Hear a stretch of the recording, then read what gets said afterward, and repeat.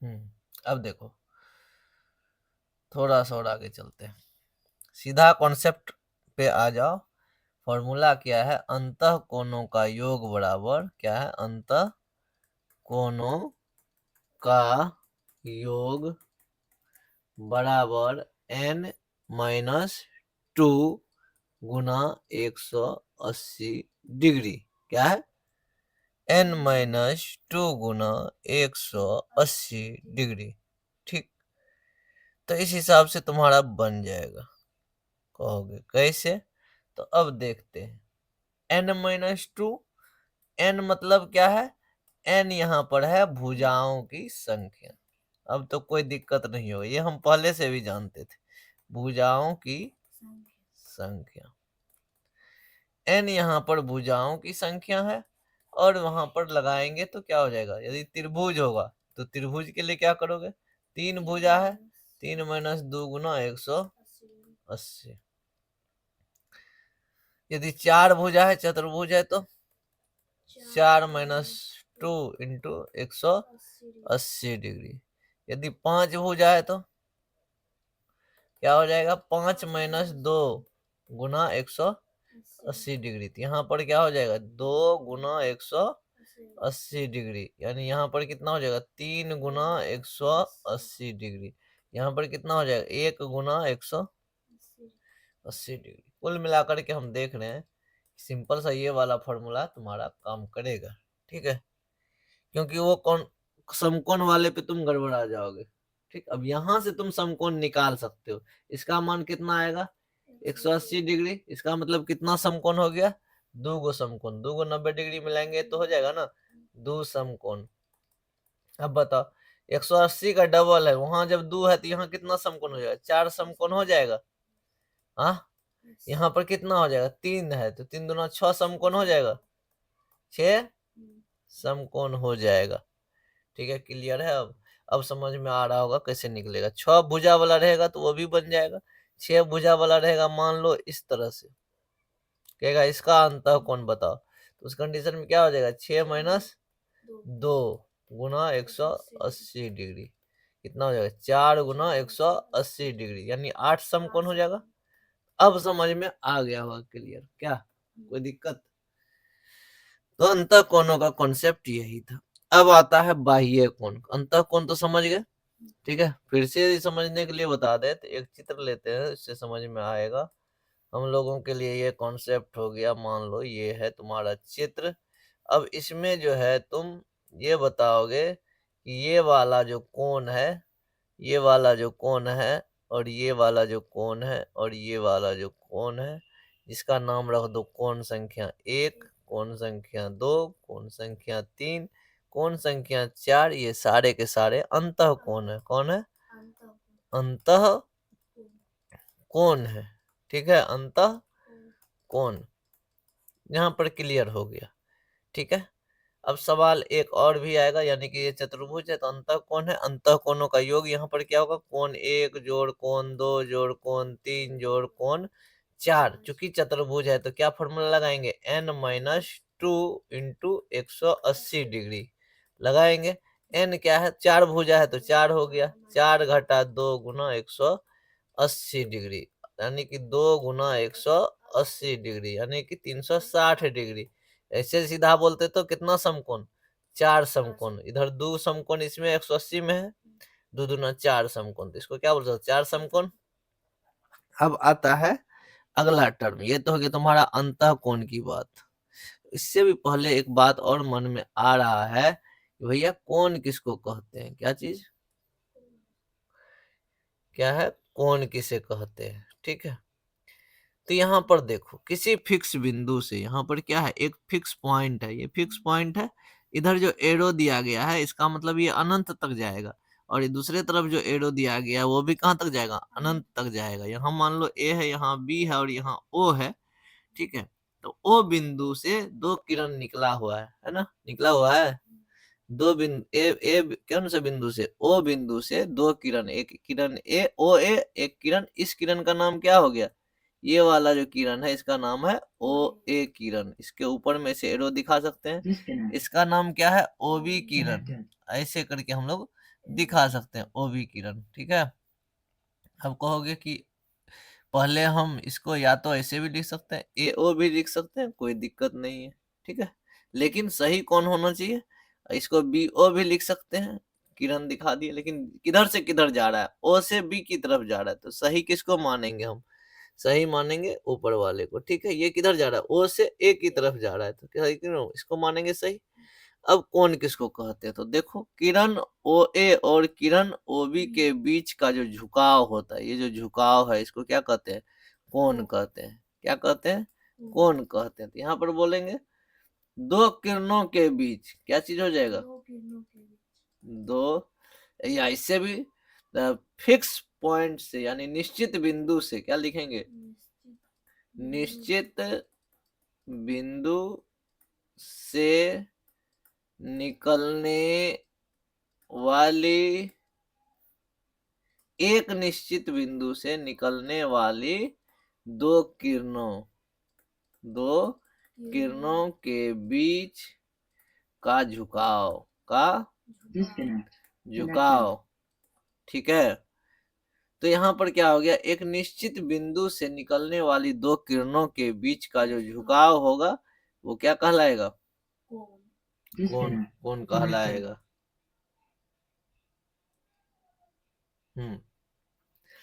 अब कहोगे कि सर अच्छा, उधर झुकाव है तो इधर भी तो झुकाव है।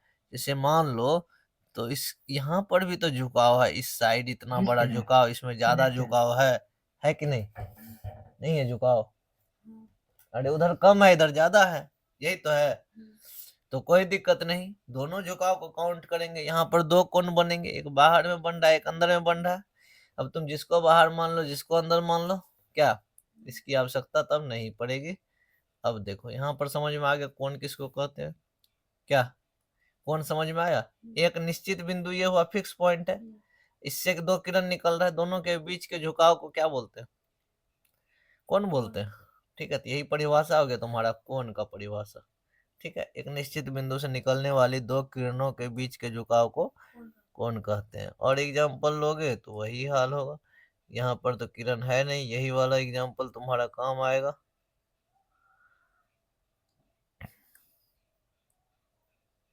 अब देखो, यहाँ पर तीन किरण निकल रहा है। ठीक है, चार किरण निकल रहा है। अब क्या खेल होगा? कुछ खास नहीं होगा। एक कोण यहाँ बनेगा, एक कोण यहाँ बनेगा, एक कोण यहाँ बनेगा, और एक कोण यहाँ बनेगा। चार कोण बन रहे हैं। यहाँ पर कितने कोण बन रहे हैं? दो कोण बन रहे हैं। ठीक है, कितने कोण बन रहे हैं? दो कोण बन रहे हैं। तो कौन यही है, कौन कॉन्सेप्ट हमने बता दिया। एक निश्चित बिंदु से निकलने वाली दो किरणों के बीच के झुकाव को कौन कहते हैं। चलो अब आगे बढ़ते हैं हम लोग। अब सवाल आता है, बहुभुज के बाह्य कोण, कौन सा?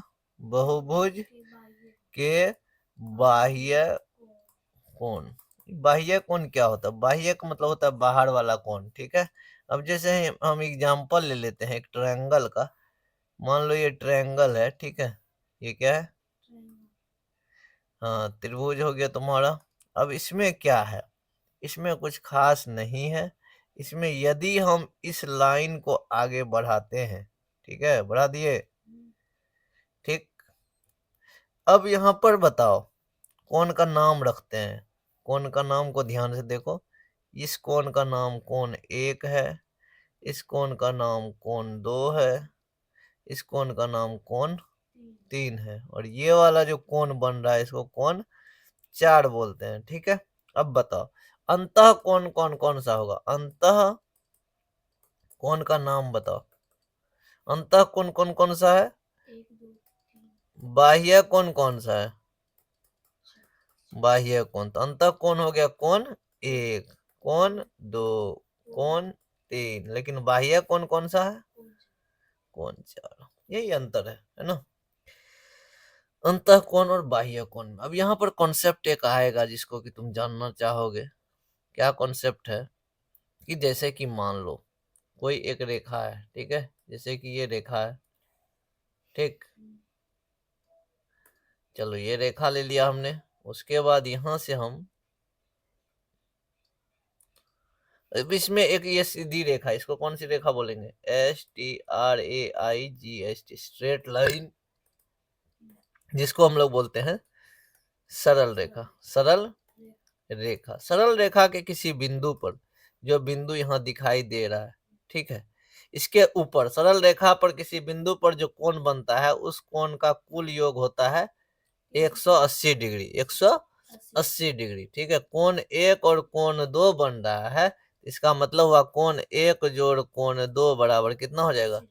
180 डिग्री। क्लियर है? ठीक है। अब तुम्हारे मन में जो आया अभी अभी की जो 360 डिग्री, तो उस पर भी बात कर लेते हैं हम लोग। तो जैसे कि मान लो, ठीक है, और एक शेप ले लो,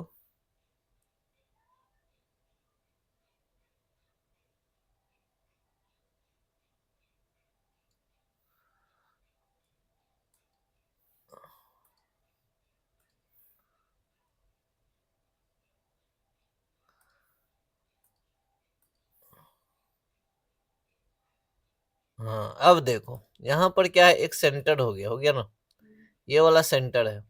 इसके चारों तरफ जो कोण बनता है वही 360 डिग्री का होता है। कितना होता है? 360 डिग्री का। इसका मतलब ये हुआ कि नीचे वाला जो कोण होगा, नीचे वाला कोण 180 डिग्री का होता है और ऊपर वाला कोण 180 डिग्री का होता है। यहाँ से क्लियर हो गया। ये वाला कितना है? 180 है। दोनों को मिला देंगे तो कितना हो जाएगा? 360 डिग्री। तो किसी भी बिंदु पर बनने वाले कुल कोणों का योग 360 डिग्री। किसी पॉइंट पर कितने डिग्री कोण बनता है? 360 डिग्री का। ठीक है, ये चीज। अब यहाँ पर सीधी रेखा है, स्ट्रेट लाइन, तो इस पर कितने डिग्री कोण बनेगा? 180 डिग्री का।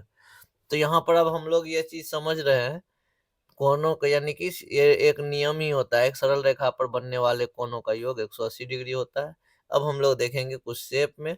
शेप में ये देखोगे कि बाह्य कोण कौन कौन सा होता है। अब यहाँ पर मान लो, यहाँ पर तुम्हारा शेप है। अब यहाँ पर क्या करोगे? बाह्य कोण बनाना है। ये एकदम स्ट्रेट लाइन है ना। अब तुम्हारे पास सवाल क्या आया कि मान लो ये हुआ अंतःकोण, ये हुआ अंतःकोण, ये हुआ अंतःकोण, ये भी हुआ अंतःकोण, ठीक है। अब बाह्य कोण ये हुआ है ना, यानी कोण एक, कोण दो, कोण तीन, कोण चार, कोण पांच। पांच यहाँ पर क्या हो गया? बाह्य कोण। और ये सारे के सारे कौन सा कोण है? अंदर वाला। ये सारा का सारा अंतःकोण है।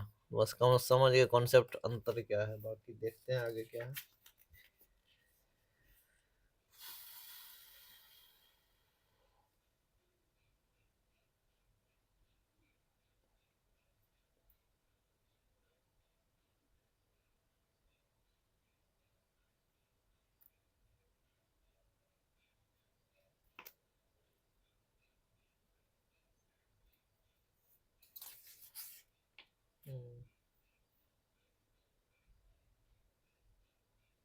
अब देखो कॉन्सेप्ट कैसे बनाया है, बहुत ही शानदार तरीके से बनाया है। अब एक इलाज करते हैं इसका, ठीक है। सारे का बाह्य कोण बनाते हैं, एक एक बाह्य कोण। इस चित्र में कैसे बनाते हैं थोड़ा देख लो। एक बाह्य कोण यहाँ बन गया, एक बाह्य कोण यहाँ बना दिया, और हाँ ठीक है, और एक बाह्य कोण तुमको नीचे बना रहे हैं। अब क्या करोगे? अब बताओ, 4 और 5 को जोड़ेंगे तो कितना आएगा? कौन 4 और 5 को जोड़ेंगे तो कितना आएगा? सही से बताना। है ना, काहे लाएगा ये लड़का? नाम है कौन का? 180 डिग्री क्यों आएगा? तो स्ट्रेट लाइन यहाँ लिख देंगे, STRAIGST, स्ट्रेट लाइन। क्लियर? कौन दो प्लस कौन यहाँ पर रख देते हैं 6, कौन दो प्लस कौन 6 यानी 180 डिग्री। ये भी किस नियम से? स्ट्रेट लाइन से। कौन एक प्लस कौन 7, कौन एक प्लस कौन 7 भी कितना हो जाएगा? 180 डिग्री। किस नियम से? स्ट्रेट लाइन से। थोड़ा सा और जब नीचे चलोगे तो यहाँ पर कौन 3 के बगल में है कौन 8, ठीक है। कौन 3 प्लस कौन 8 बराबर क्या हो जाएगा? 180 डिग्री, ठीक है। सही है, स्ट्रेट लाइन के नियम से। अभी थोड़ा सा जैसे आगे बढ़ते हैं हम, इस नियम को फॉलो करते हुए तुम क्या लिखोगे? कौन 4 जोड़ कौन 5 जोड़ कोण 2 जोड़ कोण 6 जोड़ कोण 1 जोड़ कोण 7 जोड़ कोण 3 जोड़ कोण 8 बराबर कितना हो जाएगा बताओ। चारों 180 जुड़ जाएगा 720 डिग्री हो जाएगा ना, 720 डिग्री होगा। जब यहां तक ओके है तो कितने समकोण होंगे? 2 2 4 2 6 2 8 8 2 ना 16 समकोण होगा ना, नहीं सॉरी 2 2 4 2 6 2 8 समकोण होगा। कितना समकोण हो गया? 8 समकोण हो गया है ना। कुल मिलाकर के जब जोड़े तो अंतःकोण और बाह्य कोण मिला के। अब यहाँ पर थोड़ा सॉल्व करने का कोशिश करेगा तो अंदर में कौन कौन कोण था? कोण 1 जोड़ कोण 2 जोड़ कोण 3 जोड़ कोण 4 था कि नहीं? ब्रैकेट में डाल दो। उसके बाद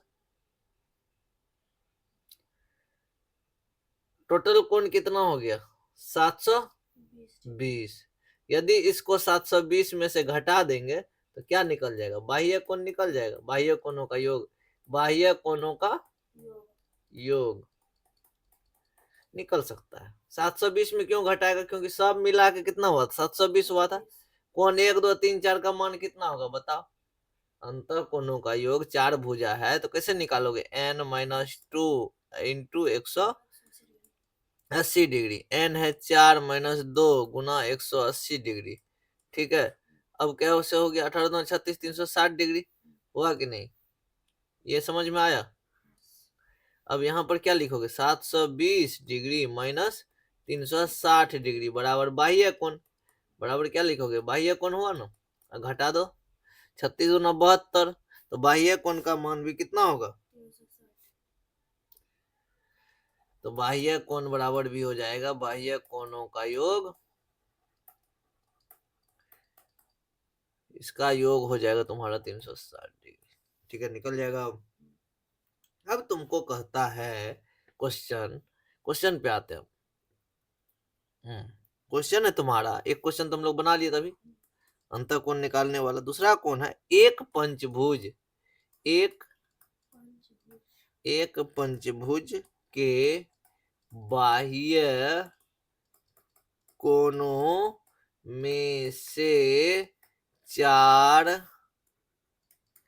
कोण क्रमशः 75 डिग्री है, 55 डिग्री है, 80 डिग्री है एवं 60 डिग्री है। कितना है?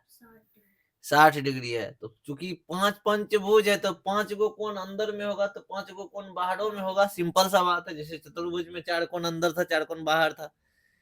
कहता है पांचवा कोण का मान निकालिए। क्या कहता है? 4 गो दिया हुआ है ना, पांचवा नहीं दिया हुआ है, तो पांचवा कोण का मान निकाले। क्या करेंगे? हम विद्यार्थी हैं, हमको कुछ पता होता नहीं है। हम क्या करेंगे? सबसे पहले तो क्या बोला? पंचभुज। क्या बोला? चुपचाप पंचभुज बना लेते हैं। ठीक है, बना लो।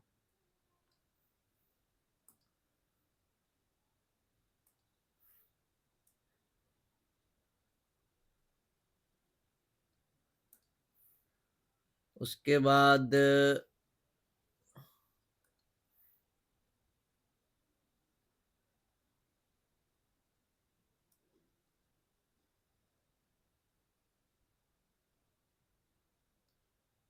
ठीक है, हमने क्या बना लिया? पंचभुज बना लिया।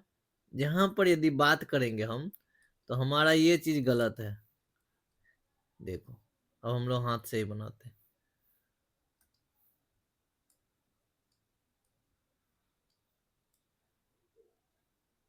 ठीक है, बन गया पंचभुज, एकदम परफेक्ट बन गया। फिर से ट्राई करते हैं सीधा।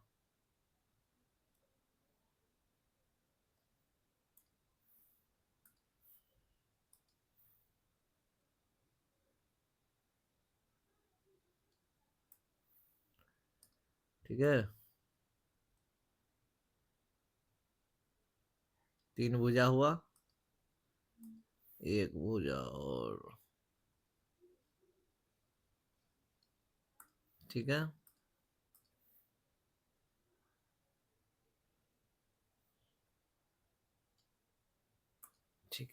हो गया पंचभुज, क्लियर है। अब क्या करोगे, अब बाह्य कोण बनाते हैं। चलो इसी का बाह्य कोण बना दे। यहाँ पे एक बाह्य कोण हो गया। तो जब देखो या तो क्लॉकवाइज चलो या तो एंटी क्लॉकवाइज चलो, ठीक है। तो दूसरा बहुभुज कैसे बने, अति बाह्य कोण कैसे बनेगा, ये इधर गया तो ये वाला ऊपर की ओर जाएगा, चलेगा। और उसके बगल वाला इधर जाएगा, ठीक है। उसके बगल वाला ये हुआ, उसके बगल वाला नीचे की ओर जाएगा, क्लियर है। हमें नहीं पता है कि कैसा पंचभुज है, तो हमने अपने मन से बना लिया, ठीक। अब देखो सवाल में सबसे पहले चित्र बनाना बहुत जरूरी है ताकि तुम समझ पाओगे। अब चलो तुम्हारे पास चार कोण दिया हुआ था, एक था 75 डिग्री, क्या था 75 डिग्री। चलो इसको लिख देते हैं 75 डिग्री, बाहर का दिया हुआ लिखा हुआ था ना बाह्य कोण, तो 75 डिग्री दिया हुआ है। दूसरा था तुम्हारा 55 डिग्री, कितना था 55, तो हमने 55 डिग्री दिखा दिया। तीसरा जो तुम्हारा है वो है तुम्हारा 80 डिग्री, कितना है 80 डिग्री। चौथा जो तुम्हारा है वो है 60 डिग्री, कितना है 60 डिग्री। पांचवा हमको पता नहीं है, तो पांचवा को मान लिए x डिग्री, मान लिए। इतने दिया हुआ है सवाल में। अब तुमको कहता है बताओ पांचवा का कैसे बनाओगे, तो तुम्हारे पास एक गो फॉर्मूला है, ठीक। तुम क्या करो, अंदर वाला का नाम लिख लो, कोण एक, कोण दो, कोण तीन, कोण चार, कोण पांच। अंदर वाला लिख लिए। हम थोड़ा सा होशियार है। क्या होशियार है, तो अंतः कोणों का योग, अंतः कोणों का योग, क्योंकि हम यही जानते हैं, इसी तो जानते नहीं कि बाह्य कोण कैसे निकलेगा।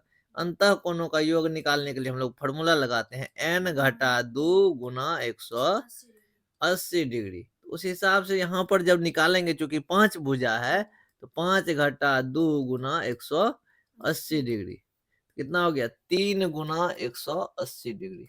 18 का 18 36 18 540 डिग्री, ठीक है। इतना क्लियर है। हमको लगता है अब आसान हो गया। अब आसान कैसे हुआ, तो इतना तो 540 हमको पता चल गया, पता चल गया ना। अब क्या करोगे बउआ, अब तुम लिखो टोटल को, कुल जोड़ोगे, कुल जोड़ोगे तो कितना आएगा, ये तो हमको भी नहीं पता है।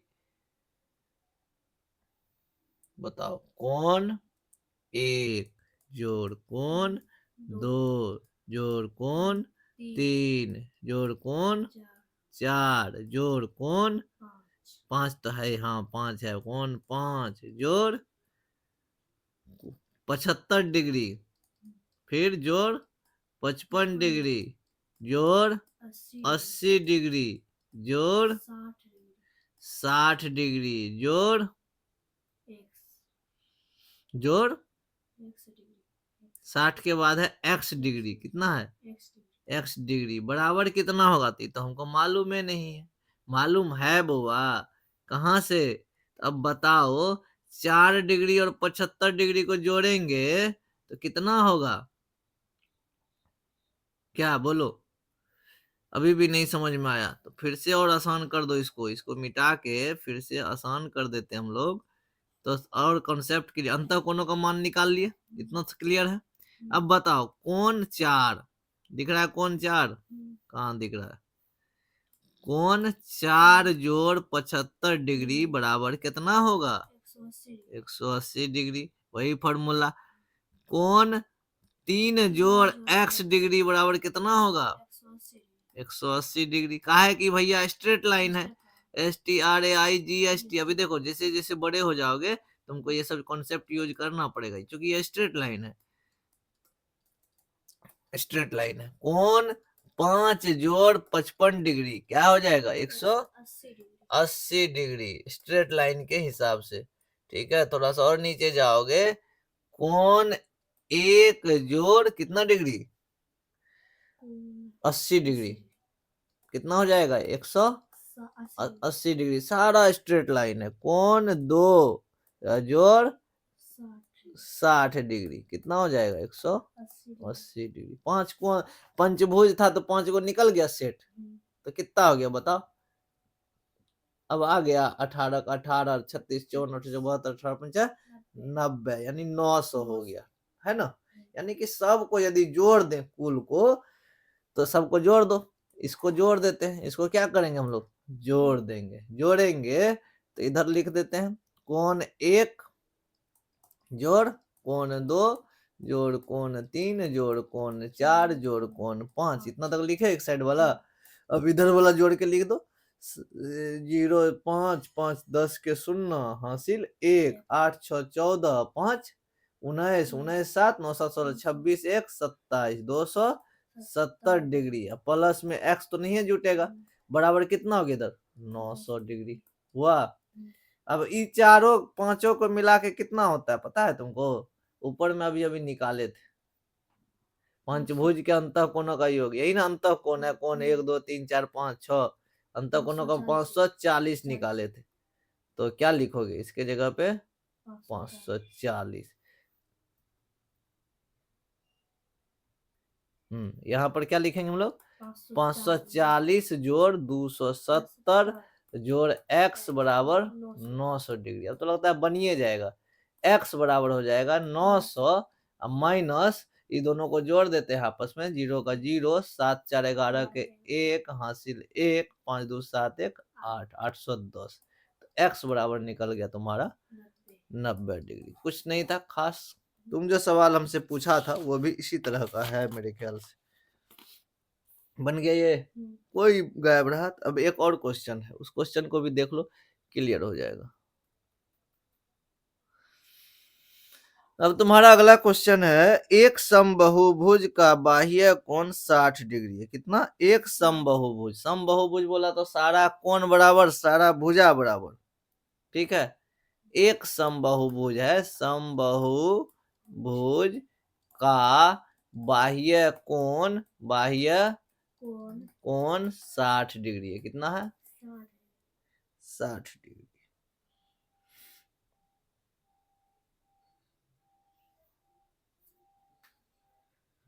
उस बहुभुज में कितनी भुजाएं होंगी, क्या पूछ रहा है। उस बहुभुज में कितनी भुजाएं होंगी। जब 60 है तो अंदर में कितना होगा, बाहर में 60 है कोई भी हो, मान लो कि ये है इसका बाहर में मतलब 60 है तो अंदर वाला कितना होगा बता दो। क्योंकि सरल रेखा में कितना बनता है 180, तो अंदर में होगा 120 होगा ना।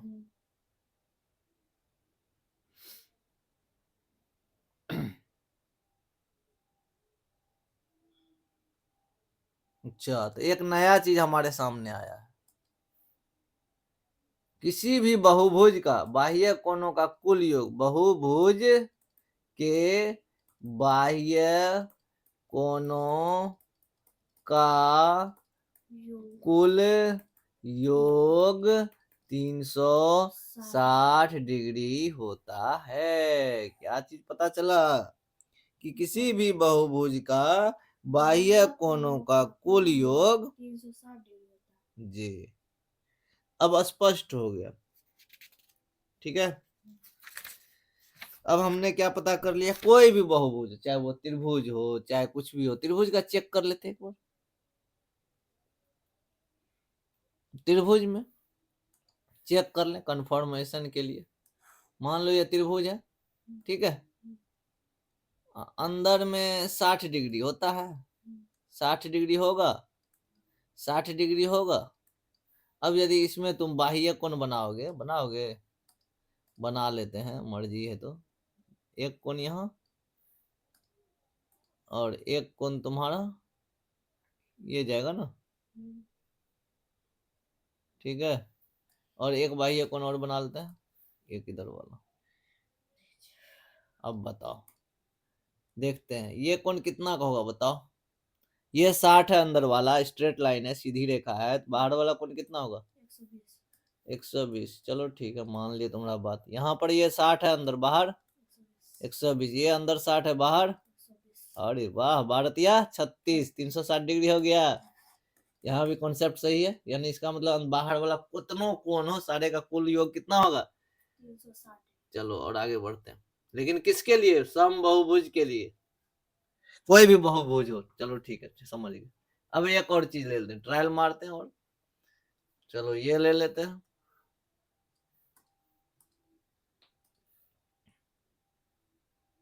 एक कोण, इसको किधर भेजोगे, आई,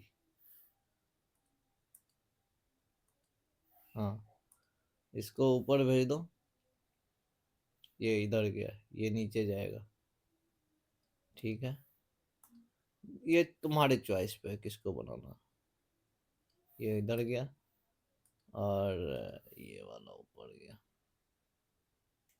ठीक है। अब क्या करोगे, मान लो स्ट्रेट लाइन है, तो यहाँ पर यदि अंदर में हमको पता है वर्ग है या आयत है तो 90 डिग्री होगा, अंदर में भी 90 डिग्री होगा, यहाँ भी 90 डिग्री होगा और यहाँ भी 90 डिग्री होगा, तो बताओ बाहर कितना कोण बनेगा, तो यहाँ भी तो 90 बनेगा, 90 90 180 होते, यहाँ भी तो 90 बनेगा, यहाँ भी तो 90 बनेगा और यहाँ भी तो 90 डिग्री बनेगा, दोनों चौके 36, यानी कि 360 डिग्री। और स्पष्ट हो गया, बाह्य कोणों का कुल योग क्या हो जाएगा 360 डिग्री। हाँ लेकिन अंतः कोणों का मान बदलते रहेगा, 3 भुजा रहेगा तो बदल जाएगा, 4 भुजा रहेगा तो बदल जाएगा, 5 भुजा रहेगा तो बदल जाएगा, बाह्य कोणों का योग जो होता है वो होता है तुम्हारा 360 डिग्री, ठीक है। अब देखो आगे, तो यहाँ पर क्या था, तुमको पूछ रहा था 60 डिग्री है बाह्य कोण, एक बाह्य कोण कितने डिग्री का है 60 डिग्री। हाँ अब उस सवाल का जवाब देते हैं, क्या पूछा था, इस एक बाह्य कोण का मान है 60 डिग्री, बाह्य कोण का मान कितना है 60 डिग्री, लेकिन कुल बाह्य कोणों का योग कितना होता है 360 डिग्री, तो उसमें 60 से भाग दे देंगे, तो छछा के 36 यानी 6 भुजा होगा, क्या होगा, तो भुजा का संख्या बराबर क्या होता है कुल कोणों का योग, यानी 360 बटे जितना दिया रहेगा, बन जाएगा, 3 खत्म। यहां तक क्लियर हो गया हमारा। अब आते हैं हम लोग क्वाड्रिलेटरल में, जो कि बहुत इंपॉर्टेंट है तुम्हारा। क्वाड्रिलेटरल इसको कि हम लोग चतुर्भुज भी बोलते हैं, क्या बोलते हैं इसको, क्या बोलते हैं चतुर्भुज बोलते हैं, चतुर्भुज, जिसको अंग्रेजी में बोलते हैं क्वाड्रिलेटरल।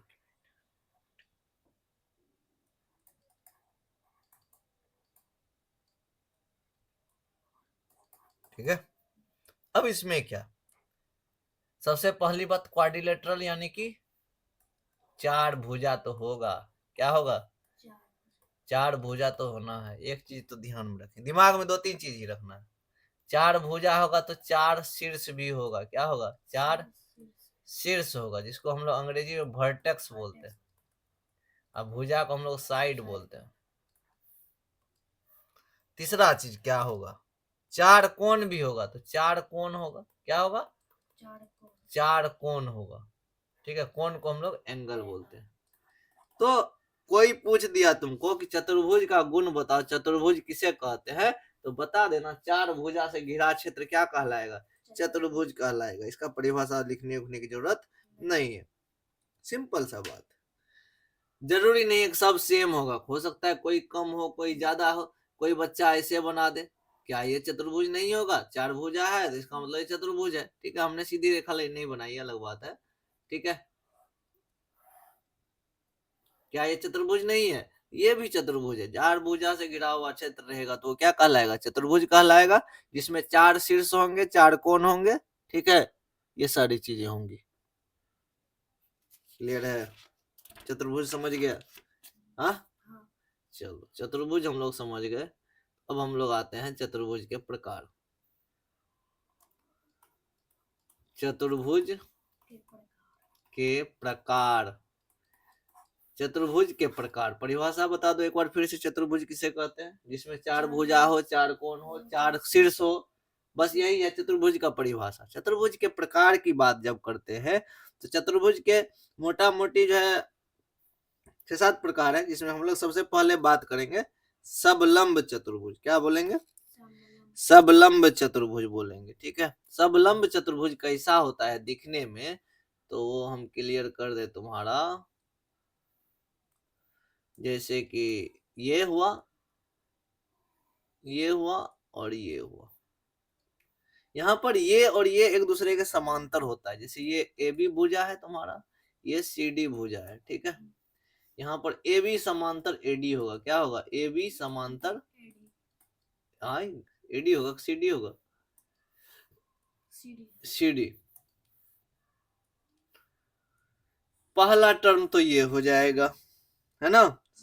एक युग में एक जोड़ा, यानी इसमें सबलंब किसे कहेंगे? इसका पहला प्रकार जो है जिसका नाम है सबलंब चतुर्भुज। क्या बोलते हैं? सबलंब चतुर्भुज। अभी तक कंफ्यूजन नहीं होगा। चतुर्भुज किसे कहते हैं?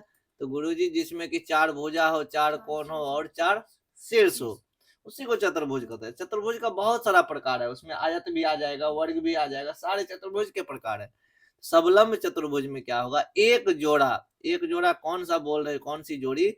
ये वाला जो तुमको ए और बी वाला जोड़ा, और दूसरा सी और डी वाला जोड़ा। ठीक है, ये दोनों क्या है? एक दूसरे के समांतर है, तो एक जोड़ा समांतर होगा। एक जोड़ा भुजा क्या होगा? समांतर होगा। समांतर क्या होता है बताओ? समांतर किसे कहते हैं? समांतर यानी कि पैरेलल। पैरेलल किसे कहते हैं? पैरेलल कहते हैं जो भुजा एक दूसरे से समान दूरी बनाए रखे। ठीक है, प्रत्येक बिंदु, ठीक है ना, एक दूसरे पर क्या हो? एक दूसरे के साथ समान दूरी बनाए रखे। उदाहरण के लिए ट्रेन का पटरी, उदाहरण के लिए सीढ़ी, ये सब क्या है? पैरेलल का उदाहरण है ना, एग्जाम्पल है।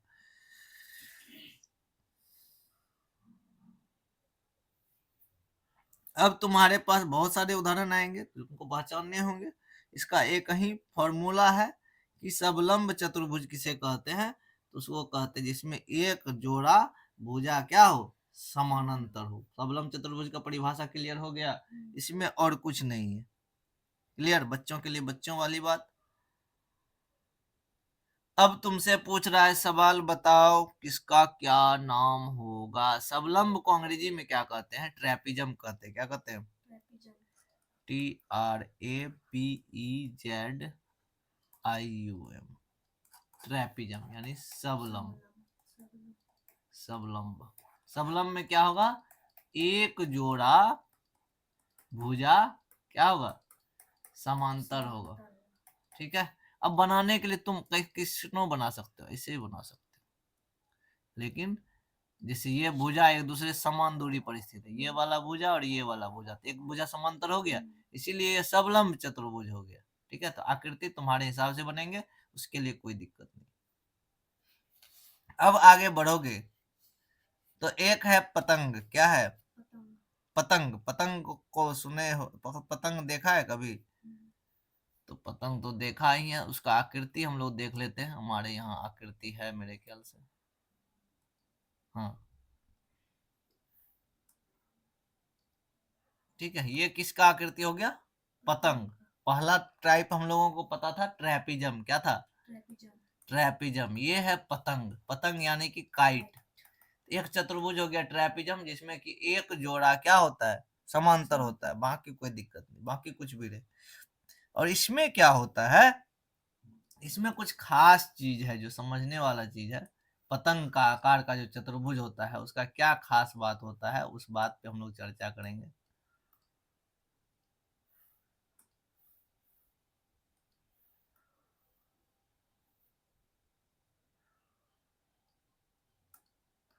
इसमें कुछ खास बात ये है कि ऊपर वाला जो पोर्शन होता है, ऊपर वाला पोर्शन मतलब देखता होगा पतंग का जो ऊपर वाला पोर्शन है, उसमें तुम्हारा ये लंबाई, ये वाला जो लंबाई है और ये वाला लंबाई बराबर होता है। ये थोड़ा लंबा होता है, नीचे तक जाता है, पता है कि नहीं? ये नीचे तक जाता है, इसका जो है नीचे वाला साइड, ये दोनों आपस में बराबर होता है। कुल मिलाकर के पतंग का आकार हो गया तुम्हारा ऐसा। और इसमें जब देखोगे इसका नाम यदि रख देते हैं ABCD। अब बताओ इसमें बराबर कौन कौन होगा पतंग आकार में? पतंग आकार का जो चतुर्भुज होता है इसमें AB बराबर AC होगा ऊपर वाला दोनों। नहीं याद रहा तो तुम कुछ भी नाम रख दो, PQRSTUVWX, कुछ भी, उससे कोई लेना देना नहीं है। ऊपर वाला दोनों साइड क्या होगा?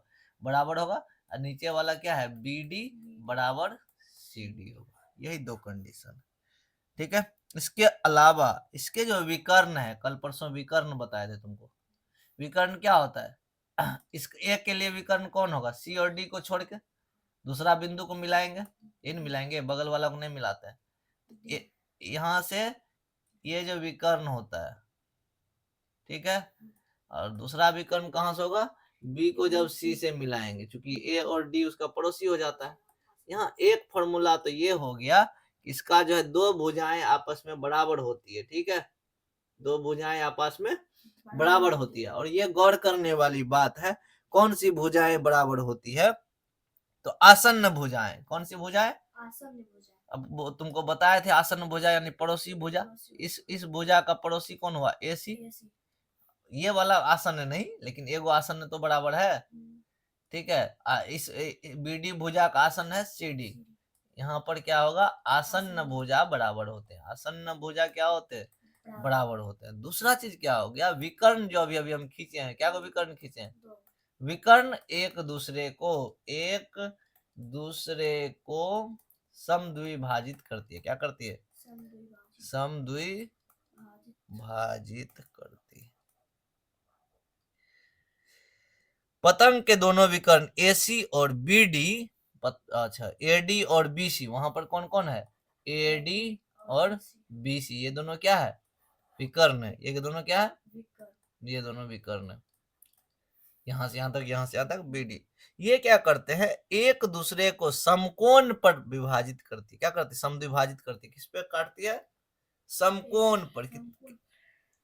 इसका मतलब कि यहाँ पर जो ये कोण बनाता है 90 डिग्री का कोण बनाता है, ठीक है। किस पर समद्विभाजित करती है? समकोण पर। तो ये याद रखना है, ताकि आगे जब सवाल बनाओगे तो दिमाग में घुसेगा, है ना। क्योंकि मान लो ये तो पंचभुज है, क्या अब कहाँ सवाल में काम आएगा बता देते हैं। अंदर का 90 डिग्री हो गया ना।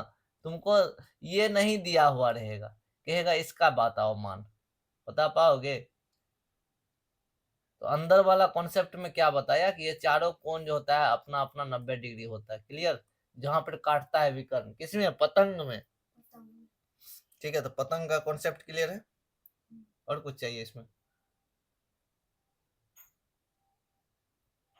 पतंग में दो चीज तुमने सीखा, एक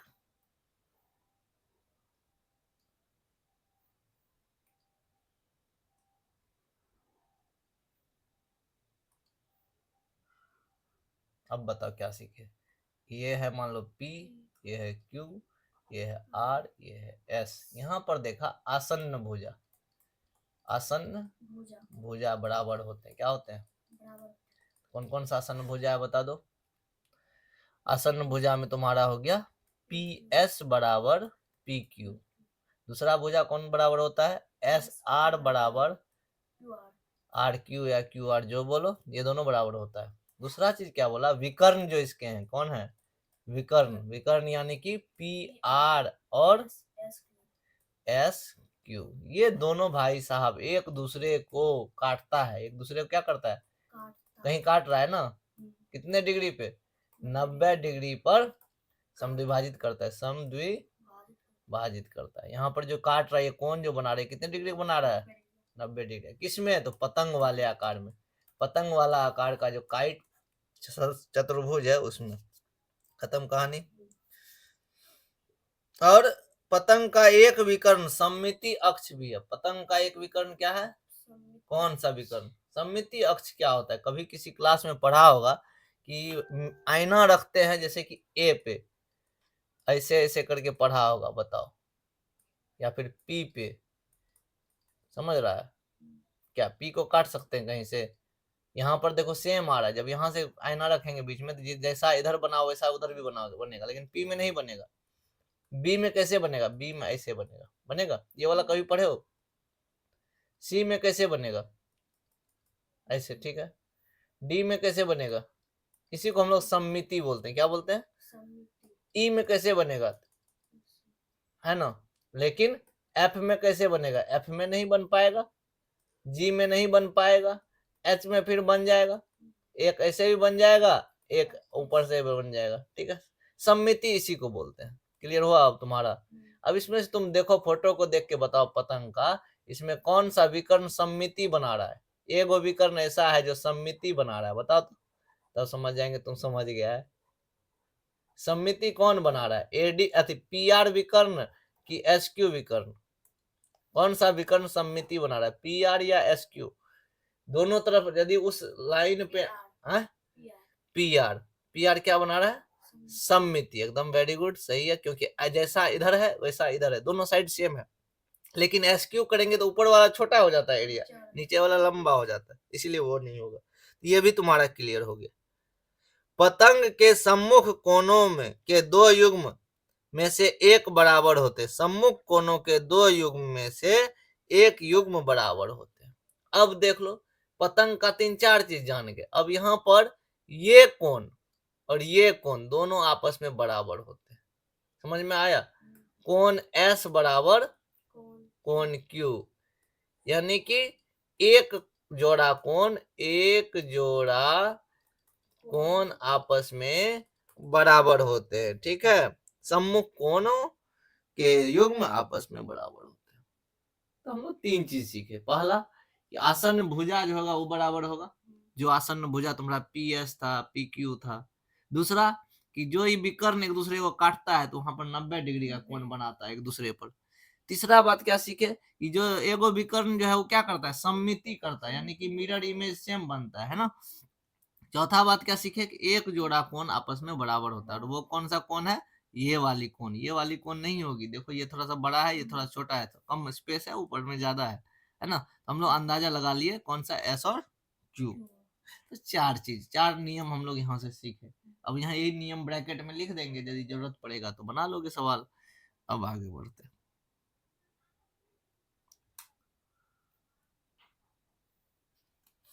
अब बताओ, तुमको कोई पूछ देगा कि बताओ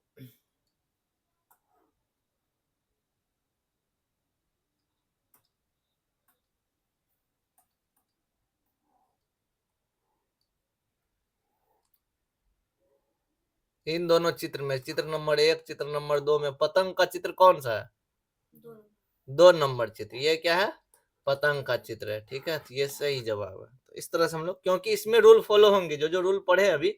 नंबर 1 रूल क्या था, बताओ, आसन्न भुजा बराबर होंगे। और उसके दूसरा नंबर रूल क्या था, विकर्ण के लिए, विकर्ण एक दूसरे को क्या करता है, 90 डिग्री काटता है। तीसरा रूल क्या था कि इसका जो एक जोड़ा कोण जो होगा आपस में क्या होगा, बराबर होगा। चौथा रूल क्या था, एक विकर्ण जो है वो क्या करता है, सममिति करता है। सममिति समझ में आ गया, एक विकर्ण क्या होता है, सममिति बनाता है चित्र के साथ। क्लियर है, यही कॉन्सेप्ट है, इसके आगे कुछ नहीं। अच्छा चलो, एक क्वेश्चन और दिया है, इसमें एक चीज और है, ये और ये तो आपस में बराबर है ना। एक सवाल तुम्हारे पास दिया है जो कि बहुत आसान है, हमारे ख्याल से बन जाना चाहिए। कर है भाई साहब, क्वेश्चन है, एक पतंग की दो असमान आसन्न भुजा 7 सेंटीमीटर और 5 सेंटीमीटर है, तो परिमाप निकालो। निकल जाएगा, हाँ, परिमाप समझता है, चारों बगल को जोड़ देते हैं तो परिमाप कहलाता, नहीं पता तुमको, आयत का परिमाप वही चीज तो है। कोई नहीं पढ़े हो, इसका चारों बगल जोड़ेंगे तो परिमाप कहलाएगा ना। इस लंबाई को यहाँ से यहाँ तक, यहाँ से यहाँ तक, यहाँ से यहाँ तक, यहाँ से यहाँ तक, ठीक है। तो परिमाप निकालना है, तो इजी है हमारे ख्याल से। देखो ये चीज दिया हुआ, आसन्न भुजा, तो जब जैसे ही तुम चित्र बनाओगे तो तुम बोलोगे कि ऊपर वाला और नीचे वाला, कहता है असमान भुजा दिया हुआ, आसन्न भुजा। तो एक है 7 सेंटीमीटर और दूसरा है 5 सेंटीमीटर। अब बताओ, चारों बगल का भुजा का योग निकाल लोगे, तो जब ई 5 है तो ई कितना होगा 5, अभी बताए थे बराबर होता है आसन्न भुजा। ये 7 है तो ये भी कितना होगा 7 हो जाएगा। तो परिमिति बराबर क्या हो जाएगा, परिमिति बराबर चारों भुजा को जोड़ देंगे, 7 जोड़ 7 जोड़ 5 जोड़ 5, बच्चा वाला सवाल था। 14 जोड़ 10 बराबर 24, सेंटीमीटर लिखा रहेगा सेंटीमीटर, कहानी खत्म हो गया। ये तो सवाल है। ये तुम्हारा हो गया कौन सा चीज, पतंग के बारे में। पतंग के बाद तीसरा चीज आया तुम्हारे पास समांतर चतुर्भुज। क्या आया, तीसरा नंबर। दो चीज पढ़ ली हम लोग, एक ट्रेपिजम जिसको कि हम लोग सबलम्ब बोलते हैं। सबलम्ब में कॉन्सेप्ट क्या था कि दो गो भुजा समांतर होगा, एक जोड़ा समांतर होगा, बाकी कोई दिक्कत नहीं था उसमें। दूसरा में पतंग के बारे में जान लिए। अब तीसरा हम लोग का है समांतर चतुर्भुज, जिसका शेप हम लोग अभी से देख रहे थे बहुत सारा। यही है तुम्हारा समांतर चतुर्भुज। इसमें उसमें था सबलम्ब में क्या था, एक जोड़ा भुजा आपस में क्या होगा समांतर होगा, इसमें दोनों जोड़ा भुजा समांतर होगा। अब जैसे मान लो ये ए है, ये बी है, ये सी है, ये डी है, यहाँ पर जो तुम्हारा ए बी भुजा है वो समांतर होगा किसके, सी डी के। लेकिन ए सी भुजा जो है वो समांतर होगा बी डी के। लेकिन सबलम्ब में एक होता था समांतर। क्लियर है। इसके बाद सम्मुख कोण बराबर होते हैं। सम्मुख कोण किसको बोलते हैं, सम्मुख का मतलब होता है आमने सामने। तुम मेरे सामने बैठा हुआ, तो सी का सम्मुख कोण हो गया बी, कोण बी। इस कोण का सम्मुख कोण ये हुआ, इस कोण का सम्मुख कोण ये हुआ। समझ में आया सम्मुख कोण क्या होता है। और यहाँ पर कोण ए का सम्मुख कोण और कोण डी का सम्मुख कोण कौन कौन हो गया, तो कोण ए का सम्मुख कोण बताओ कौन सा होगा, कोण डी होगा, इजी है। और कोण बी का सम्मुख कोण कौन सा होगा,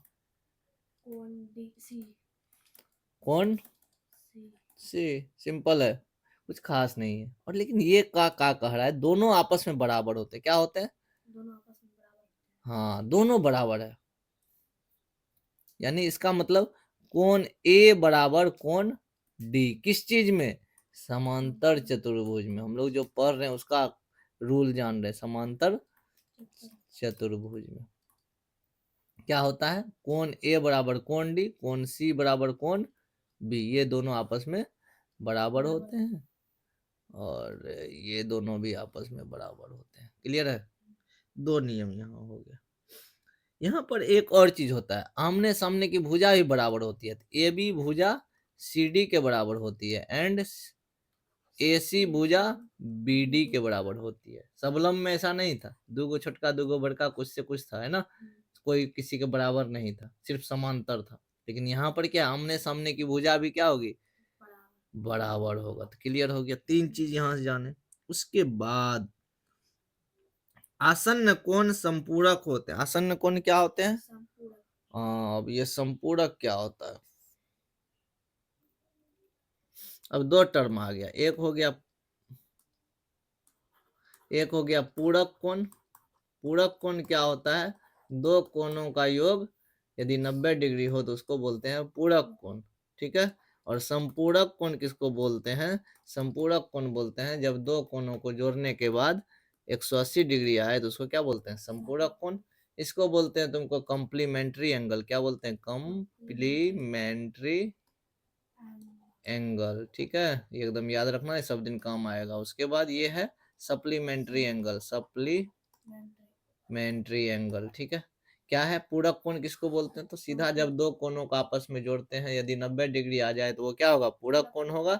यदि संपूरक कोण किसको बोलते हैं, दो कोणों का योग जिसका कि कितना आना चाहिए, 180 डिग्री, तो वो हो गया संपूरक कोण। अब ये भाई साहब बोलते हैं इस चित्र के अनुसार कि भाई समांतर चतुर्भुज की बात कर रहे थे। किसकी बात कर रहे थे, तो समांतर चतुर्भुज तुम्हारा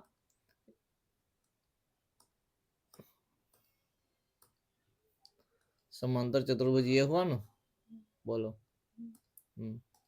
आसन्न कोण, जैसे कि मान लो ये वाला कोण ए हुआ, ये वाला कोण बी हुआ, ये वाला कोण सी हुआ, ये वाला कोण डी हुआ। अब बताओ इसमें आसन्न कोण किसका कोण है, आसन्न कोण सी का आसन्न कोण, कोण सी का आसन्न कोण कौन सा हुआ, कोण बी, बगल वाला हुआ कोण सी का आसन कोण कौन हुआ? कोण डी, ये भी बगल वाला हुआ, ठीक है। अब देखो कोण ए का आसन कोण कौन हुआ? कोण डी। कोण ए का और एक ठो आसन कौन है? कौन सा? कोण बी, ठीक है। अब कह रहा है दो गो आसन कोण को जोड़ देगा तो उसका मान होता है 180 डिग्री, इसलिए बोला दो कोण को जोड़े तो 180 यानी संपूरक हुआ, इसलिए संपूरक का कॉन्सेप्ट आया था। तो ये कितना हो गया तुम्हारा? 180 डिग्री। चाहे किधर का भी जोड़ो, एडी को जोड़ दो, एडी को जोड़ दिए, एबी को जोड़ दिए, उसके बाद बीसी को जोड़ दिए, डी सी डी को जोड़ दिए, किसी को भी जोड़ेंगे तो 180 डिग्री, लेकिन बगल वाला होना चाहिए, है ना। जैसे ये वाला कोण को यदि इसके साथ जोड़ेंगे तो 180 डिग्री आएगा, ये दोनों कोण को जोड़ देंगे तो ये भी 180 डिग्री आएगा, ये दोनों कोण को जोड़ देंगे तो ये भी 180 डिग्री आएगा, और ये दोनों कोण को जोड़ देंगे तो ये भी कितना आएगा? 180 डिग्री। लेकिन सामने वाला कोण बराबर होगा, कोण ए बराबर कोण सी, सम्मुख कोण अभी अभी बताए थे ऊपर में, कोण बी बराबर कोण डी, ये दो चीज हो गया।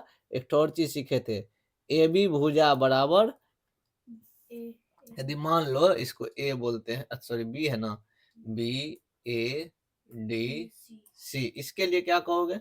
और एक चीज पढ़े इसमें समांतर चतुर्भुज में क्या पढ़े? बी सी बराबर ए डी, भुजा बराबर है, उसके बाद ए बी बराबर सी डी, ये भी बराबर है, दोनों भुजा आमने सामने का बराबर है, दो नियम। एक नियम संपूरक वाला, एक नियम संपूरक वाला, कौन सा? आसन कोण के लिए, ठीक। अब तुम यहां से एक और चीज बताएगा, क्या बताओगे? समांतर ए बी समांतर सी डी, बी सी समांतर ए डी, चार चीज हुआ नहीं। बगल वाला कोण को जोड़ेंगे तो 180 संपूरक होगा, कोई भी बगल वाला दो कोण किसमें? समांतर चतुर्भुज में। कौन सा चीज पढ़ रहे हैं? समांतर चतुर्भुज में। दूसरा चीज क्या देखे? आमने सामने का कोण बराबर होगा, दुइये को ना आमने सामने का कोण है, एगो ही कोना कोनी में, एगो ही कोना कोनी में। दूसरा, आमने सामने का भुजा बराबर होगा, उसके बाद आमने सामने का भुजा समांतर होगा, ये भुजा बराबर है, ये भुजा समांतर है। क्या कंडीशन हो गया? 1 2 3 4, चार कंडीशन तेरे पास हो गया। एक और कंडीशन दिया हुआ है जिसको कि हम लोग विकर्ण वाला कंडीशन बताते हैं। अब देखो, इसे ये हो गया समांतर चतुर्भुज, क्लियर है। अब यहाँ पर आकार है, आमने सामने का भुजा बराबर होगा, जरूरी नहीं है कि जो है सारा भुजा बराबर हो जाएगा, चारों चारों भी हो सकता है, लेकिन इसमें आमने सामने का बात है। ये क्या है? इसको विकर्ण बोले, ठीक है। और ये तुम्हारा ये भी क्या हो गया? विकर्ण हो गया। अब क्या कहता है? विकर्ण एक दूसरे को समद्विभाजित करती है। विकर्ण क्या करती है? विकर्ण एक दूसरे को समद्विभाजित करती है। बोलोगे उसमें भी तो समद्विभाजित वाला कॉन्सेप्ट था, इसमें पतंग वाले में, लेकिन उसमें कुछ और कॉन्सेप्ट था। क्या था तुम्हारा? एक ठो विकर्ण को ये दो भाग में बांटता था। ये यदि एडी विकर्ण है ना, यहाँ पर यदि ओ मान लो तो यहाँ पर ए ओ बराबर ओ डी था, अब प्लस 190 डिग्री कोण, लेकिन ये वाला विकर्ण को दो भाग में नहीं बांटता था, ऊपर से नीचे वाले को, क्योंकि ये लंबा था, ऊपर वाला छोटा पोर्शन है, लेकिन ये इक्वली होता था।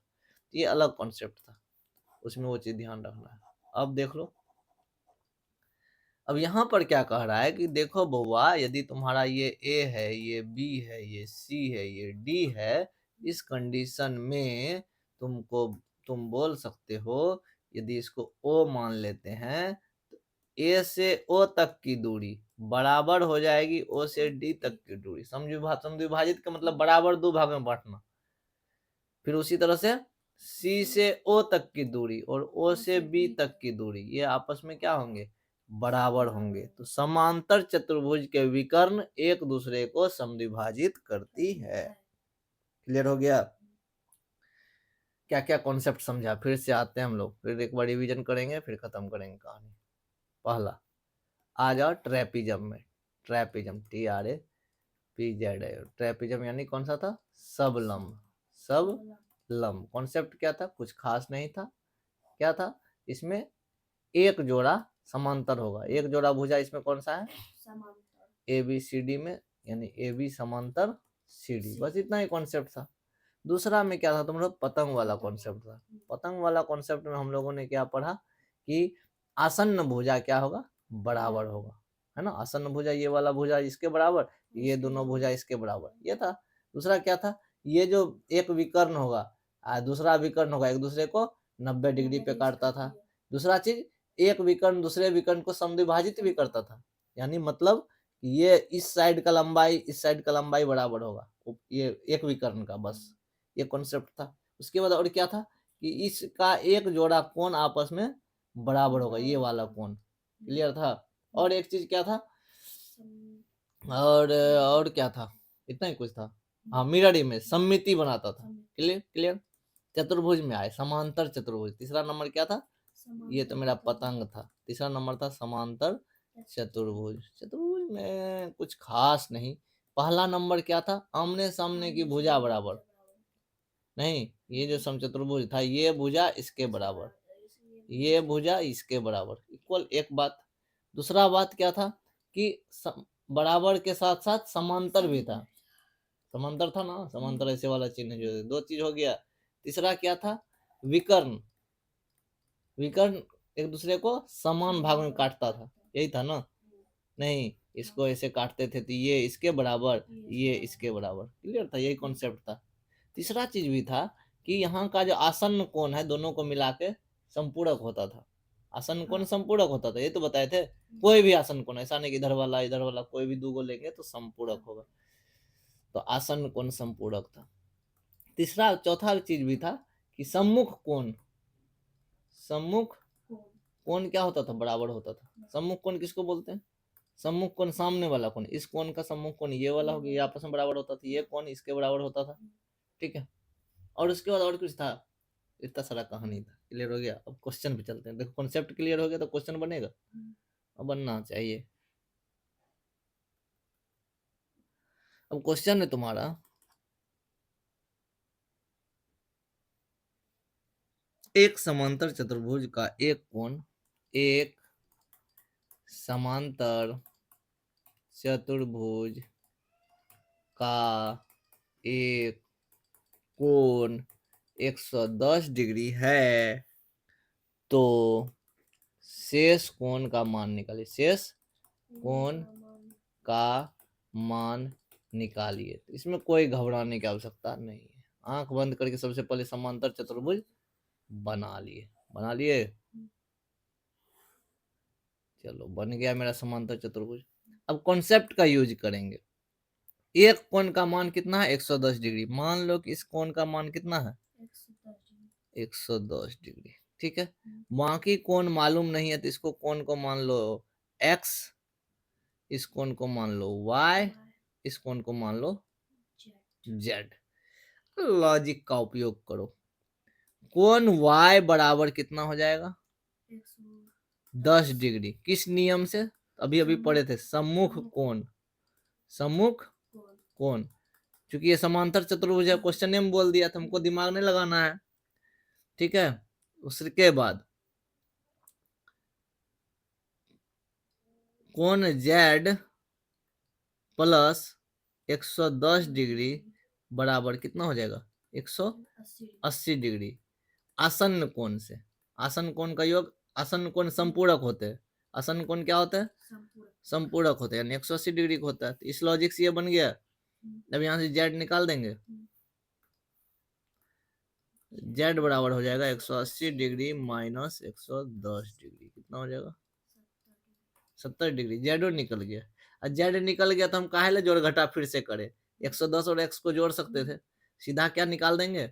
कोण z बराबर कोण x बराबर 70 डिग्री। किस नियम से? सम्मुख कोण से। हो गया। देखो, पढ़े, क्वेश्चन बन गया। यही करना है, कुछ नहीं करना है। ठीक है। अब होशियार और ज्यादा बनना है तो A B C D तो दिया गया है ए बी सी डी एक समांतर चतुर्भुज है, समांतर चतुर्भुज है। ये चीज जब लिख दोगे तुम, इससे फायदा ये होगा कि क्वेश्चन तो परीक्षा में हम लिखते नहीं है, टीचर को तो पता नहीं है तुम समांतर चतुर्भुज का बना रहा है कि ट्रेपिजम का बना रहा है, तो ये लिखेंगे तो फायदा हो जाएगा। दिया गया है इतना लिख दोगे, काम चल जाएगा। ठीक है, क्वेश्चन बन गया। अगला क्वेश्चन तुम्हारा है, ये भी बन जाएगा मेरे ख्याल से।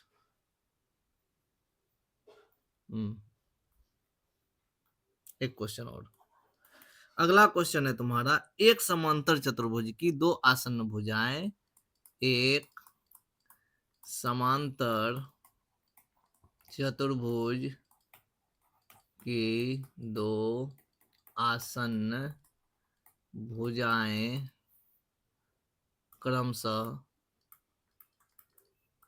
8 सेंटीमीटर और 6 सेंटीमीटर है, तो परिमिति निकालिए, परिमिति निकालिए। तो सबसे पहले सॉल्यूशन जो बनाओगे तुम तो लिखोगे दिया गया है, क्या लिखेंगे? दिया गया है, ताकि टीचर को पता चले क्या है कि ए बी सी डी अपने मन से मान लिए, फोटो बना लिए। ठीक है, एक फोटो बना लिए,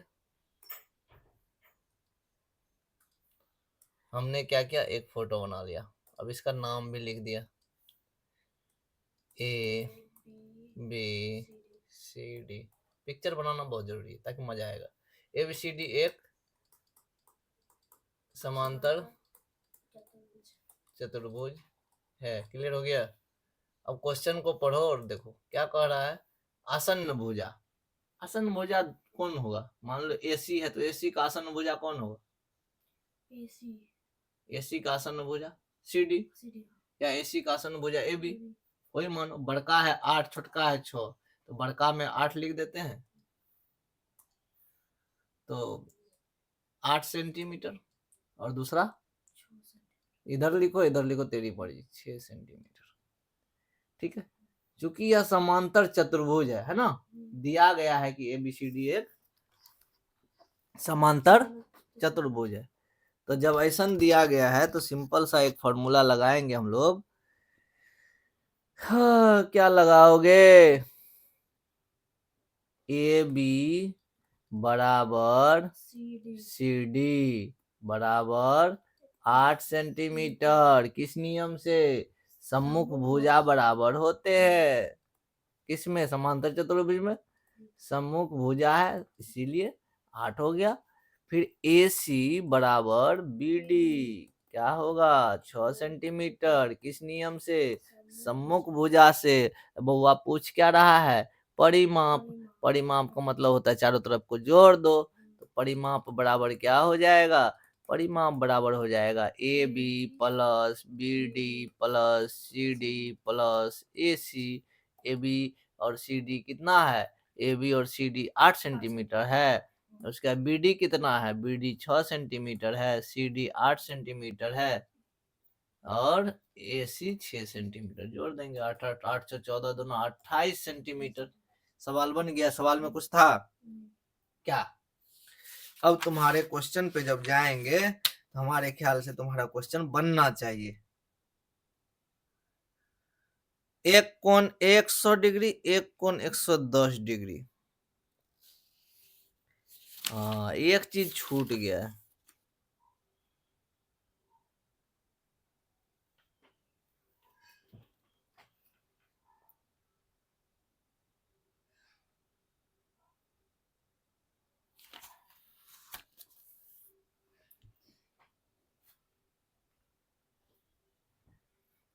हम लोग एक चीज जान लेते हैं अभी सब लंब के लिए। ठीक है, सब लंब के लिए पहला नियम क्या जाने थे? दो भुजा सब लंब में, इसमें दो भुजा समांतर होते हैं, और सम्मुख कोणों का योग 180 डिग्री होता है। क्या होता है? पहला क्या होता है? एक जोड़ा भुजा, एक जोड़ा भुजा क्या होता है? समांतर होता है। ठीक है, दूसरा क्या होता है?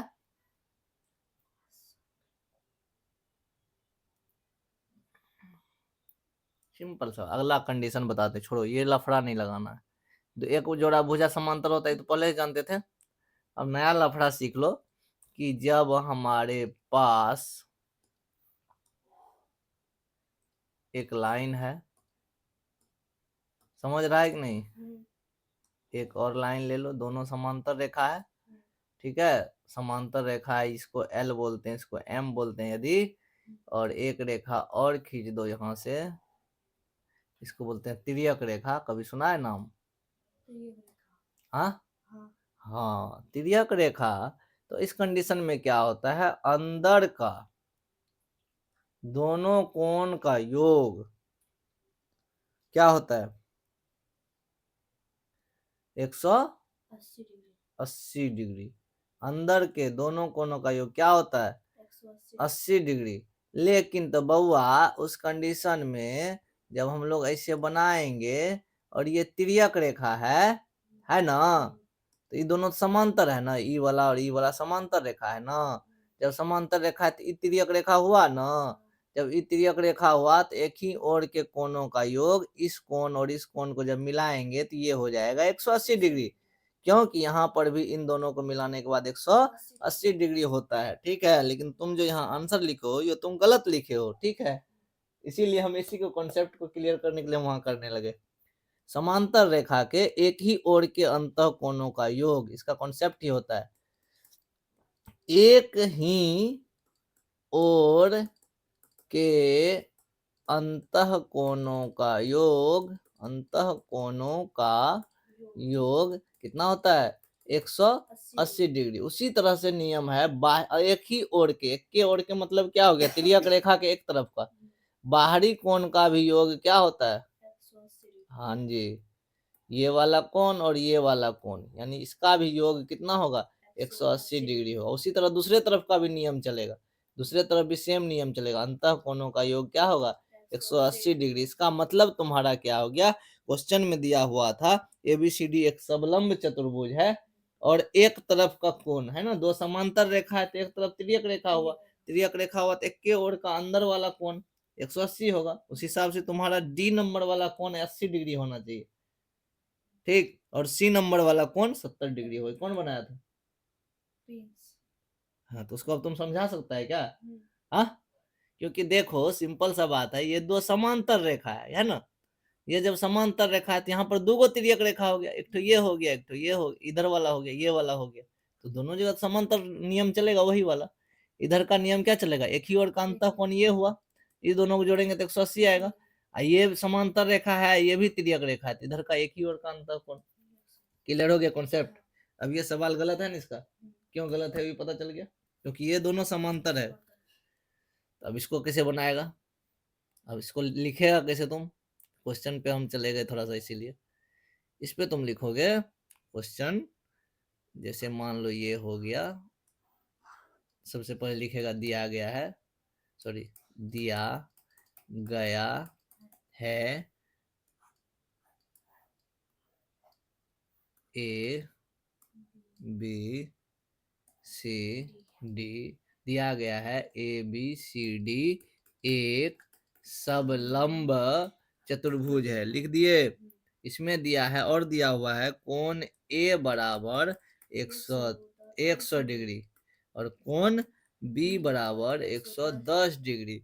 सिंपल सा फॉर्मूला होगा, ये बी बराबर, और इसीलिए अब लिखेंगे कोण बी प्लस कोण सी बराबर 180 डिग्री, ब्रैकेट में लिखेंगे एक ही ओर के अंतः कोणों का योग, क्या लिखेंगे, एक ही ओर के अंतः कोण, अंतः कोण, ठीक है, एक ही ओर का अंतः कोण है इसीलिए जोड़ के 180 पूरा है। और क्या एक चीज लिखेंगे यहाँ पर, एक चीज और है, ए बी समांतर डीसी, समांतर रेखा है तब ना एक ही ओर का अंतः कोण होगा। कोनो ऐसे एगो लाइन ऐसे खींच देंगे, एगो ऐसे खींच देंगे, तब ऐसे लाइन खींचेंगे तो एक की ओर का अंतः कोण का 180 नहीं होगा। वो कब होगा, जब वो समांतर होगा। तो यहाँ पर ए बी समांतर डीसी है और इसीलिए एक ही ओर का अंतः कोण का मान होगा 180 डिग्री, तो एक मतलब बी का मान है 110 डिग्री, 110 डिग्री प्लस सी बराबर 180 डिग्री, तो कोण सी बराबर कितना हो जाएगा, 70 डिग्री हो जाएगा। उसी तरह से तुम फिर सेम कंडीशन को लिखोगे नीचे, अब बन जाएगा, अब तुम्हारा बन जाएगा। तो हम लोग इसमें यहीं तक करते हैं, उसके बाद समांतर के बाद देखेंगे समचतुर्भुज को। जब तुम पूरा पढ़ लेगा ना तो फिर ये क्या 10वीं क्लास का सवाल बनाएगा तो भी बन जाएगा फटाक से। नियम पता होना चाहिए, नियम नहीं पता है तो फंसोगे। अब वो अंदाजे पुराने के लिए जोड़ दिया 70 और 80। कैसे बताया था ये नियम तुमको? ये आंसर देख सिताली लिखा है। वो अभी गलती लिखा है, तो कंडीशन के हिसाब से सही जगह लिखता तो चलो ठीक है। तो यहाँ तक रहने दो। अब हम लोग देखेंगे दूसरे दिन, आयत भी देखना है, वर्ग भी देखना है और समचतुर्भुज भी देखना है। चलो आसान है।